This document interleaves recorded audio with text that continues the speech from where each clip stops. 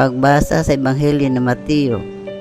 Samantalang sinasalita niya ang mga bagay na ito sa kanila, narito dumating ang isang pinuno at siya'y sinasamba na nagsasabi, "Kamamatay pa lamang ng aking anak na babae, 20 halis. Halina at patong mo ang iyong kamay sa kanya at siya'y mabubuhay." At si Jesus ay nagtindig at sumama sa kanya, pati ang kanyang mga alagad.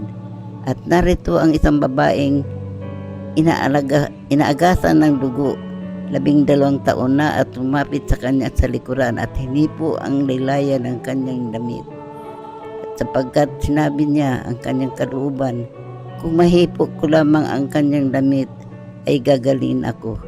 Datapwat paglingon ni Jesus, "At lakasan mo ang iyong loob, pinagaling ka na ng iyong panampalataya." At gumaling ang babae mula sa oras na iyon. At ang pumasok si Jesus sa bahay ng pinuno at makita ang mga tumugtugtog ng mga pluta at mga taong nagkakagulo. At sinabi niya, "Maparaan kayo sapagkat hindi siya patay ang dalaga, kundi natutulog." At iniwanan nila siya at nilibak.